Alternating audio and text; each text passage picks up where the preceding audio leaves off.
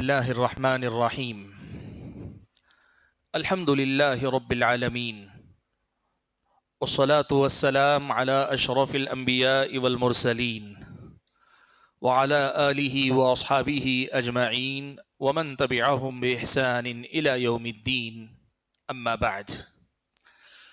نماز تراویح کے بعد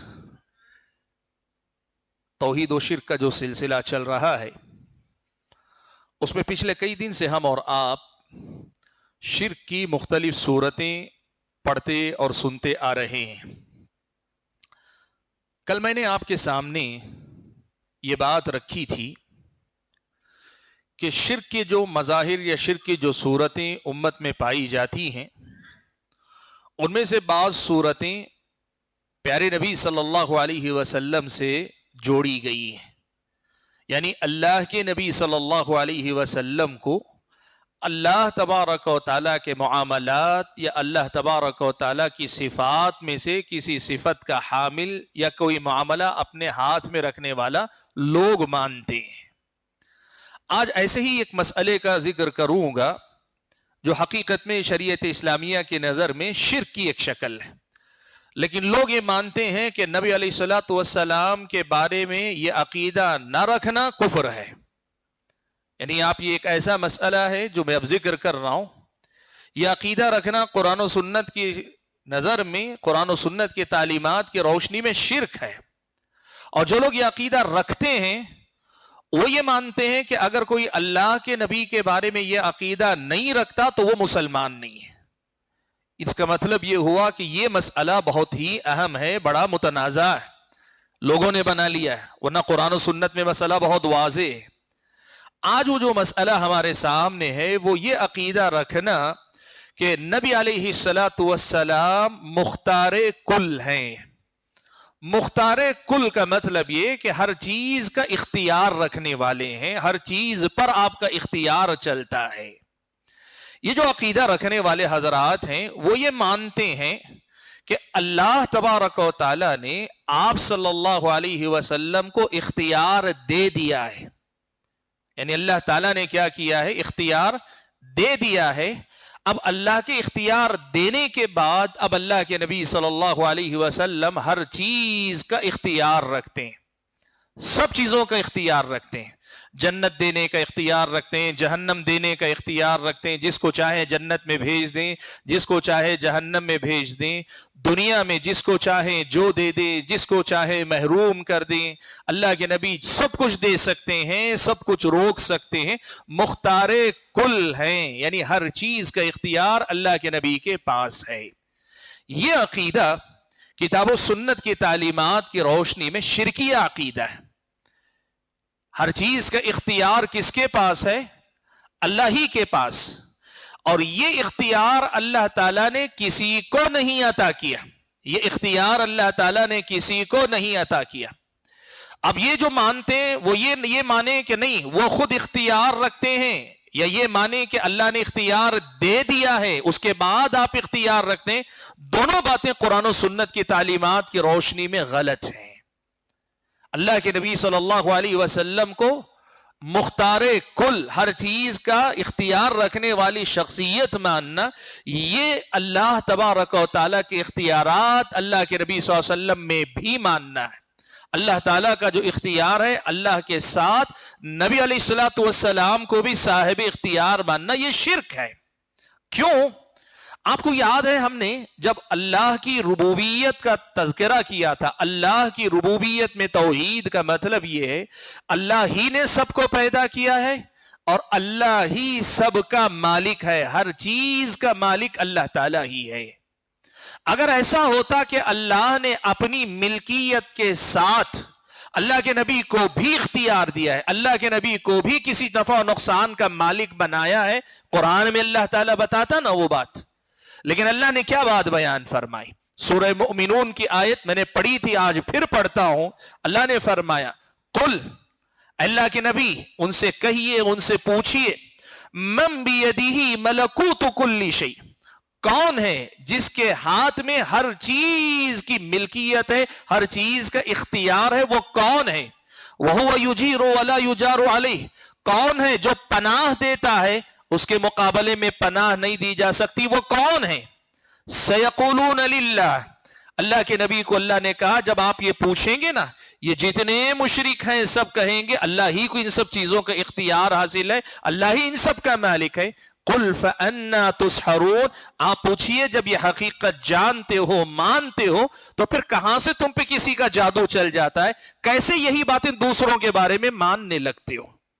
قرآن کی یہ آیت بہت صاف الفاظ میں بتاتی ہے الذی بیدہ ملکوت کل شیء، ہر چیز کی ملکیت جس کے ہاتھ میں ہے وہ کون ہے؟ وہ اللہ ہے۔ یہ اللہ نے کیا کسی کو دیا ہے؟ نہیں، قرآن و سنت میں کہیں اللہ نے نہیں بتایا کہ میں نے اپنے ساتھ میرے نبی کو بھی مالک بنا دیا، نہیں۔ اس کے مقابلے میں آپ دیکھو سورہ اعراف کی آیت نمبر 188 188، اس آیت میں اللہ تبارک و تعالی نے اور واضح الفاظ میں کہلوایا قل لا املک لنفسی نفعا ولا ضرا الا ما شاء اللہ، اللہ کے نبی آپ کہہ دیجئے میں خود اپنے نفس کا، خود اپنے آپ کا نفع کا بھی مالک نہیں ہوں اور نہ ہی نقصان کا مالک ہوں، یعنی میرے نفع و نقصان کا بھی میں مالک نہیں ہوں الا ما شاء اللہ، مگر اس کا جس کو اللہ تعالیٰ چاہے، یعنی اللہ تبارک و تعالیٰ مجھے بچانا چاہے، اللہ تبارک و تعالیٰ مجھے، جیسے انسان کوشش کر کے اسباب اختیار کرتا ہے، اگر کوئی سبب اللہ نے مجھے دیا میں نے کوشش کی تو بات الگ ہے، ورنہ نفع و نقصان کے معاملات میرے اختیار میں نہیں ہیں۔ قرآن کے الفاظ میں اللہ تعالیٰ نے یہ بات اللہ کے نبی کے زبانی کہلوائی کہ نفع و نقصان کے معاملات میرے اپنے نفع و نقصان کے معاملات میرے ہاتھ میں نہیں، میرے اختیار میں نہیں۔ سہل بن عبداللہ تستری رحمت اللہ علیہ 3 صدی کے عالم، یعنی اللہ کے نبی کے زمانے کے 200-250 سال کے بعد، یعنی آج سے تقریباً مان لیجئے 1100 سال پہلے کے عالم، وہ آیت پڑھ کر اس آیت کی تفسیر کرتے وہ لکھتے ہیں کہ جو خود اپنے نفع کے مالک نہیں ہوں گے وہ دوسرے کے نفع و نقصان کے مالک کہاں سے ہو سکتے ہیں؟ جب یہ اللہ نے قرآن میں کہا ہے تو پھر یہ کہنا کہ اللہ کے نبی مختار کل ہیں، ہر چیز کا اختیار اللہ کے نبی کے ہاتھ میں، کتنا غلط عقیدہ ہے۔ آپ کے سامنے ایک حدیث بھی سناتا ہوں۔ قرآن مجید کی آیت کریمہ نازل ہوئی وَأَنذِرْ عَشِيرَتَكَ الْأَقْرَبِينَ، اللہ کے نبی آپ اپنے قریبی خاندان کے لوگوں کو ڈرائیے۔ اللہ کے نبی نے کیا کیا؟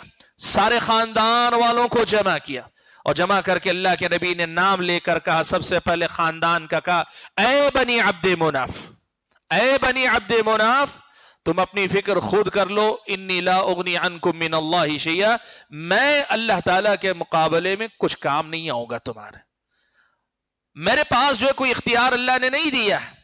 پھر اللہ کے نبی صلی اللہ علیہ وسلم نے اپنے چچا حضرت عباس کو مخاطب کر کے یہی بات کہی، پھر آپ نے اپنی پھوپھی حضرت صفیہ کو مخاطب کر کے یہی بات کہی، پھر اللہ کے نبی صلی اللہ علیہ وسلم نے اپنی بیٹی حضرت فاطمہ کو مخاطب کرتے ہوئے کہا کہ اے بیٹی جو چاہے مجھ سے اب مانگ لے، میرے پاس جو مال ہے میرے مال میں سے جو چاہے مانگ لے، لیکن اللہ کے پاس جو اختیارات ہیں ان میں اللہ تعالیٰ کے سامنے میں تمہارے کسی کام نہیں آؤں گا۔ آپ بتاؤ اگر اللہ کے نبی صلی اللہ علیہ وسلم مختار کل ہوتے، ہر چیز کے مالک ہوتے، تو آپ ایسا اعلان کیوں فرماتے؟ قرآن میں آپ نے پڑھا قل اللہم مالک الملک، آپ کہہ دیجئے اللہ تعالیٰ مالک الملک، ہر قسم کی بادشاہت کے مالک۔ کون ہے یہ اللہ ہے۔ کیا اللہ نے اس میں کسی کو حصے دار بنایا؟ نہیں، اللہ نے کہیں نہیں بتایا کہ اس کا کوئی حصے دار بھی اللہ کے نبی کو اختیار دیا ہے۔ اسی لیے یہ بات یاد رکھیں کہ اللہ کے نبی کے بارے میں یہ عقیدہ رکھنا کہ آپ کو ہر چیز کا اختیار اللہ نے دے دیا غلط ہے۔ یہ سچ ہے کہ اللہ کے نبی صلی اللہ علیہ وسلم نے کئی صحابہ کو جنت کی خوشخبری سنائی۔ 2 باتوں میں بڑا فرق ہے، ایک ہے اللہ تعالیٰ کے حکم کے مطابق جنت کی خوشخبری سنا دینا الگ ہے، اور دوسرا ہے اپنی مرضی سے جنت دینا الگ ہے۔ اللہ تعالیٰ کے حکم کے مطابق کسی کے جہنمی ہونے کی خبر دینا الگ ہے، لیکن کسی کو جہنم میں داخل کرنا خود سے یہ الگ مسئلہ ہے۔ آپ کو معلوم ہے نا، میں نے آپ کو بتایا اللہ کے نبی صلی اللہ علیہ وسلم روز قیامت جو جہنم میں جا چکے امتی ہیں ان کو جہنم سے نکالیں گے، اپنی مرضی سے نکالیں گے۔ اگر آپ جنت اور جہنم دینے والے ہوتے تو آپ جہنم میں جانے نہ دیتے اپنے امتیوں کو. اللہ نے فیصلہ کر کے جہنم میں بھیجا, پھر اللہ کے نبی کیا کریں گے؟ اپنی مرضی سے نکال لے آئیں گے؟ نہیں. آپ نے حدیث سنی, میں نے بتایا, اللہ کے نبی فرماتے ہیں میں جاؤں گا, اللہ کے سامنے سجدہ کروں گا, اللہ کی تعریف کروں گا, مجھ سے کہا جائے گا اب آپ سر اٹھائیے, مانگیے, سفارش کیجئے, آپ کی سفارش قبول کی جائے گی. پھر اللہ کے نبی جب اپنی امت کے حق میں سفارش کریں گے تو اللہ کے نبی کے الفاظ ہیں فَيَحُدُّ لِي حَدَّ, اپنی مرضی سے میں نہیں نکال پاؤں, اللہ ایک لمٹ مقرر کرے گا, ایک نمبر دے گا, ایک تعداد بتائے گا, ایک مقدار بتائے, ان کو آپ نکالیے. اللہ کے نبی انہی کو نکالیں گے. آپ بتاؤ اگر صاحب اختیار خود ہوتے تو کیا اللہ تعالیٰ کے سامنے جانے اجازت لینے کی ضرورت ہوتی؟ کیا اللہ کے نبی انتظار کرتے؟ اللہ کے نبی تو اتنی رحمت والے اپنی امت کو جانے نہ دیتے نا جہنم کے اندر. بات اصل میں کیا ہے؟ مسئلہ یہ ہے کہ نبی علیہ السلام کے بارے میں بھی یہ عقیدہ رکھنا کہ یہ اختیارات اللہ کے نبی کے ہاتھ میں ہیں.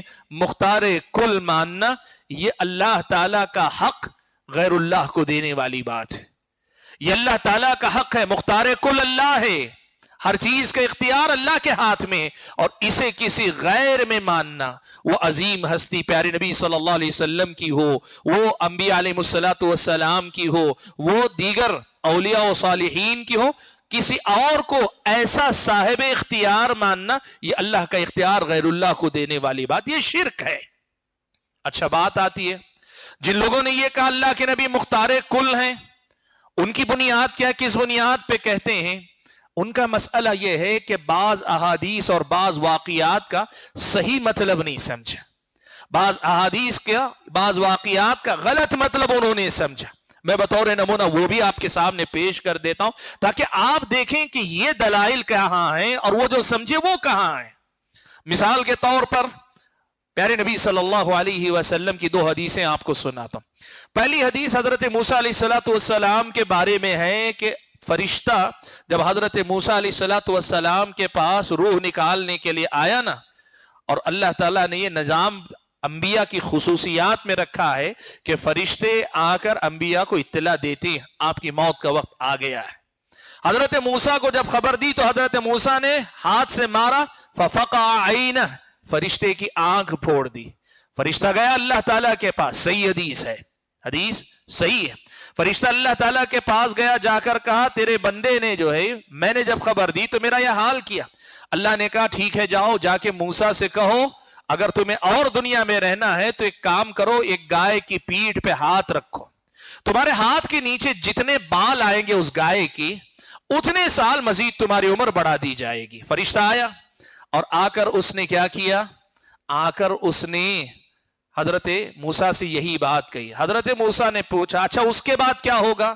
کہا اس کے بعد پھر موت ہے, موت تو آنی ہے, اس کے بعد آنی ہے. حضرت موسیٰ علیہ السلام نے کہا کہ ٹھیک ہے اگر ایسا ہے تو ابھی صحیح, موت آنی ہے تو ابھی لے لو, موت ابھی آ جائے. ایک دوسری حدیث اللہ کے نبی صلی اللہ علیہ وسلم کی سنن کی روایت ہے کہ اللہ تبارک و تعالی جتنے بھی انبیاء ہیں موت سے پہلے انہیں اختیار دیتا ہے, اختیار دیتا ہے کہ آپ چاہے تو ابھی یا چاہے رہنا چاہے تو اللہ اور آپ کی عمر میں. لیکن اللہ کے سارے انبیاء اسی اختیار کو پسند کرتے ہیں. اللہ کے نبی صلی اللہ علیہ وسلم نے خود اپنے بارے میں فرمایا کہ اللہ تبارک و تعالیٰ نے ایک بندے کو اختیار دیا کہ اللہ اسے ساری دنیا کی دولت عطا کرے, زیب و زینت عطا کرے, خوشحالی عطا کرے, زہرۃ الحیات الدنیا, دنیا کی رنگینیاں اور عیش و آرام سب اللہ عطا کرے. یہ اختیار کرے یا پھر یہ کہ آپ اپنے رب کی طرف, وہ بندے کو اختیار دیا کہ وہ اپنے رب سے جا ملے, تو اس بندے نے اللہ تعالیٰ سے جا ملنے کو پسند کیا. اللہ کے نبی جب بیان کر رہے تھے تو یہ ایک بندے کا تذکرہ اللہ کے نبی کر رہے تھے, عام صحابہ کا ذہن وہاں تک نہیں گیا. لیکن حضرت ابو بکر صدیق رونے لگے, وہ کہنے لگے, حضرت ابو سعید خدری راوی ہیں کہتے ہیں کہ حضرت ابو بکر سمجھ گئے کہ یہ اللہ کے نبی صلی اللہ علیہ وسلم کی وفات کی خبر ہے کہ اللہ تعالیٰ نے آپ کے سامنے اطلاع دی کہ آپ چاہیں تو رہ سکتے, چاہے تو نہیں. اللہ کے نبی صلی اللہ علیہ وسلم نے اللہ تعالیٰ کے پاس جانے کو پسند کر لیا. اس کا مطلب کیا ہوا؟ اللہ کے نبی صلی اللہ علیہ وسلم نے جب انتقال ہوا نا تو آپ کی زبان پہ جو الفاظ تھے اللہم بالرفیق الاعلی، یعنی اللہ تعالیٰ میں رفیق اعلیٰ کے پاس آنا چاہتا ہوں۔ اب یہ دو واقعات مثال کے طور پہ آپ کے سامنے کہتے ہیں، دیکھو اس سے معلوم ہوتا ہے انبیاء کو موت پر اختیار اللہ نے دیا تھا۔ دیکھیے بات سمجھیے، یہ دو واقعات یہ اس جیسی روایتیں لے کر کہتے ہیں انبیاء کو اللہ تعالیٰ موت پر بھی اختیار دیا تھا۔ یاد رکھیں، موت پر اختیار اللہ نے انبیاء کو نہیں عطا کیا تھا۔ موت کے وقت کے سلسلے میں انبیاء کی یہ خصوصیت ہے، ان کو اطلاع دے کر ہی ان کی جان لی جاتی ہے، ورنہ موت پر اختیار کا مطلب وہ خود اپنی موت کے لے لے، اپنی جان خود لے لے، ملک الموت کی کیا ضرورت؟ موت کے وہ خود مالک ہوں تو وہ اپنی جان خود لے لیں، اپنی جان خود ختم کر لیں، ایسا نہیں ہوتا۔ فرشتہ ہی جان نکالتا ہے، اللہ کے حکم ہی سے جان نکالی جاتی، اللہ ہی موت و حیات دینے والا ہے۔ لیکن فرق یہ ہے کہ موت کا وقت کب ہونا چاہیے، یہ اللہ تعالیٰ اعزاز کے طور پہ انبیاء کو عطا کرتا ہے کہ یہ وقت آپ چاہے تو اب، تاخیر کرے تو تاخیر۔ احادیث سے معلوم ہوتا ہے کسی نبی نے تاخیر نہیں منتخب کی۔ اس کا مطلب یہ ہوا کہ ایک اعزاز کی بات ہے، ورنہ موت پر اختیار اللہ نے انبیاء علیہ السلام کو نہیں دیا۔ بات صحیح ہے، یعنی واقعہ صحیح ہے، حدیث صحیح ہے، لیکن حدیث سے جو معنی لوگوں نے سمجھا اللہ کے انبیاء کو موت پر اللہ نے اختیار دے دیا تھا، نہیں دیا تھا۔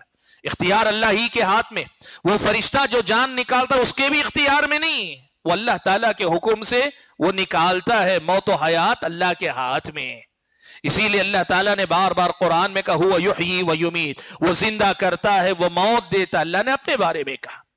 ایسے ہی ایک اور روایت میں بتانا چاہ رہا ہوں، دیکھیں کیسی روایتوں سے انہوں نے اللہ کے نبی کو مختار کل بتانے کی کوشش کی۔ پیارے نبی صلی اللہ علیہ وسلم سے حدیث کا ایک ٹکڑا ہے، اللہ کے نبی نے فرمایا انما انا قاسم واللہ یعطی، میں تقسیم کرنے والا ہوں اور اللہ تبارک و تعالی دیتا ہے۔ حدیث صحیح ہے، حدیث بالکل صحیح ہے۔ اب اس حدیث کا مطلب انہوں نے جو سمجھا وہ کیا معلوم آپ کو؟ انہوں نے جو مطلب سمجھایا وہ یہ کہ اللہ تعالیٰ پوری کائنات اور سارے معاملات مجھے دیتا ہے، پھر میں لوگوں میں بانٹتا ہوں۔ کیا بانٹتا ہوں؟ رزق میں بانٹتا ہوں، اولاد میں بانٹتا ہوں، خیر و شر کے جو فیصلے ہیں وہ میں اپنی طرف سے کرتا ہوں، یعنی میں مختار کل۔ انا قاسم کا معنی میں تقسیم کرنے والا ہوں کا مطلب لوگوں نے کیا سمجھا؟ اللہ تعالیٰ اللہ کے نبی کو دیتا ہے اور اللہ کے نبی لوگوں میں بانٹتے ہیں۔ میں آپ کو بتاؤں، ہمیشہ ایک بات یاد رکھیں، قرآن کی آیات ہو یا احادیث ہو، جب کبھی کوئی ٹکڑا پڑے نا، آپ کا سب سے آسان طریقہ یہ ہونا چاہیے آپ جائیے قرآن کی وہ آیت کھولیے، حدیث کو کھولیے، اس کو پڑھ کر دیکھیے، اس سے پہلے اس کے بعد کیا الفاظ ہیں، کس معنی میں وہ حدیث آئی ہے، آپ خود سمجھ جائیں گے۔ مثال کے طور پر یہی حدیث میں آپ کے سامنے پڑھ کر سناتا ہوں۔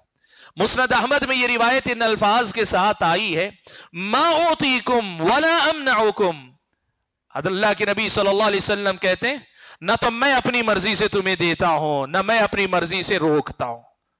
دیکھو اسی حدیث میں یہ الفاظ ہیں، ما اعطیکم ولا امنعکم، نہ تو میں اپنی مرضی سے دیتا ہوں نہ میں اپنی مرضی سے روکتا ہوں، یا جو میں تمہیں دیتا ہوں یا جو میں روکتا ہوں، انما انا قاسم، میں تو صرف تقسیم کرنے والا۔ دیتا کون ہے اصل میں؟ اللہ تعالیٰ دیتا ہے۔ ما اعطیکم ولا امنعکم، نہ میں تمہیں دیتا ہوں نہ میں روکتا ہوں، یا تو نفی کے معنی میں کہ میں نہیں دیتا ہوں میں نہیں روکتا ہوں، یا اس میں موصول کے معنی میں کہ جو میں دیتا ہوں جو میں روکتا ہوں اس میں میرا کام صرف بانٹنے کا ہے۔ دیتا کون ہے؟ واللہ یعطی، اللہ تعالیٰ ہی دیتا ہے۔ اس کا مطلب یہ ہوا کہ اللہ کے نبی صلی اللہ علیہ وسلم تقسیم کرتے ہیں، بانٹتے ہیں، فیصلہ اللہ تبارک و تعالیٰ کرتا ہے، لیکن کس چیز کا؟ یہ کون سی چیز ہے؟ یہ کیا لوگوں میں رزق بانٹنے والی بات ہے؟ یہ کیا لوگوں میں بیماری اور شفا بانٹنے والی بات ہے، تقسیم کرنے والی نہیں۔ اللہ کے نبی صلی اللہ علیہ وسلم نے یہ مال غنیمت کے بارے میں کہا ہے۔ اللہ کے نبی صلی اللہ علیہ وسلم نے یہ بات مال غنیمت کے بارے میں کہی۔ امام بخاری رحمت اللہ علیہ نے صحیح بخاری کے اندر ایک باب مقرر کیا، باب قول اللہ تعالی وَاعْلَمُوا أَنَّمَا غَنِمْتُم مِّن شَيْءٍ فَأَنَّ لِلَّهِ خُمُسَهُ وَلِلرَّسُولِ، باب وَأَنَّ لِلَّهِ خُمُسَ فَأَنَّ لِلَّهِ خُمُسَهُ وَلِلرَّسُولِ، مال غنیمت کا 5واں حصہ اللہ کے لیے اور اس کے رسول کے لیے ہے. یہ باب نقل کرنے کے بعد امام بخاری رحمت اللہ علیہ اس کی وضاحت کرتے ہوئے فرماتے ہیں, خود امام بخاری کی عبارت پڑھ کر سناتا ہوں, کہتے ہیں باب قول اللہ تعالی فَأَنَّ لِلَّهِ خُمُسَهُ وَلِلرَّسُولِ یعنی للرسول قسم ذلك, یعنی رسول کو یہ جو مال غنیمت ہے وہ تقسیم کرنے کی ذمہ داری اللہ نے دی ہے. قال رسول اللہ صلی اللہ علیہ وسلم انما انا قاسم وخازن واللہ یعطی, میں تو صرف وہ جمع کر کے رکھنے اور بانٹنے کا کام کرتا ہوں, تقسیم تو اللہ تبارک و تعالی کرتا ہے. کیا مطلب؟ کس کو دینا چاہیے, کتنا دینا چاہیے, یہ اللہ نے فیصلہ کر دیا. میرا کام صرف دینے کا ہے یا روکنے کا ہے؟ سوال یہ ہے کہ یہ جو حدیث ہے مال غنیمت جو بیت المال میں آتا ہے, یہ مال لوگوں میں بانٹنے سے متعلق ہے. امام بخاری رحمت اللہ علیہ نے حدیث کی شرح کی ہے. اب لوگ اسے مال غنیمت کی تقسیم کا معاملہ نہ سمجھ کر پوری دنیا کے نفع و نقصان کے معاملات کو بانٹنے والا اللہ کے نبی صلی اللہ علیہ وسلم کو مان لیں, یہ غلط ہے. وقت اجازت نہیں دیتا کہ میں زیادہ تفصیل میں جاؤں. بنیادی بات جو آپ حضرات اور خواتین کے سامنے ذکر کرنا چاہتا ہوں وہ یہ کہ قرآن کی آیتیں بڑی صاف ہیں, احادیث بڑی صاف ہیں کہ اللہ تعالیٰ ہی مختار کل ہے. اللہ کے علاوہ پوری کائنات میں کوئی مختار کل نہیں. اللہ نے کسی کے اختیار میں نہیں دیا ہے معاملہ. اگر کوئی اللہ کے نبی کو مختار کل کہہ رہا ہے وہ ان آیات اور احادیث کے خلاف جا رہا ہے, اور جن آیات اور احادیث سے استدلال کر رہا ہے ان آیات اور احادیث میں وہ معنی نہیں ہے جو معنی وہ سمجھنا چاہ رہا ہے. اسی لیے میں جو بات آج آپ کے سامنے رکھنا چاہ رہا تھا وہ یہی کہ نبی علیہ الصلوۃ والسلام کو مختار کل ماننا یہ بھی اللہ تبارک و تعالیٰ کے ساتھ شرک کی ایک شکل ہے کہ جو حق اللہ کا تھا کہ ہر چیز کا اختیار اللہ کے پاس, ہر چیز کا مالک اللہ ہے, نفع و نقصان کا مالک صرف اللہ تعالیٰ ہے, موت و حیات کا مالک صرف اللہ تعالیٰ ہے, رزق دینے والا صرف اللہ تعالیٰ ہے, خیر و شر کا مالک صرف اللہ تعالیٰ ہے. یہ اختیار گویا اللہ کے نبی کو دے دیا گیا, کسی اور کو دے دیا گیا. اللہ تعالیٰ نے ایسا کوئی اختیار کسی اور کے حوالے نہیں کیا, لہذا غیر اللہ کو مختار کل ماننا یہ شرک کی شکلوں میں سے ایک شکل ہے. اللہ سے دعا کیجئے کہ اللہ تعالیٰ سارے مسلمانوں کو صحیح سمجھ عطا فرمائے. قرآن و سنت کی جو آیات اور احادیث ہمارے سامنے آتی ہیں اسے قرآن کے نقل کرنے والے, روایت کرنے والے صحابہ نے جیسے سمجھا ہے ان کی سمجھ, ان کے بعد تابعین نے, تبع تابعین نے جیسے سمجھا ہے ان کی سمجھ کے مطابق سمجھنے کی توفیق عطا فرمائے. اور اللہ تعالی ہم اور آپ کو شرک سے بچا کے توحید پر ثابت قدم رہنے کی توفیق عطا فرمائے. آمین. وآخر دعوانا الحمد للہ رب العالمین.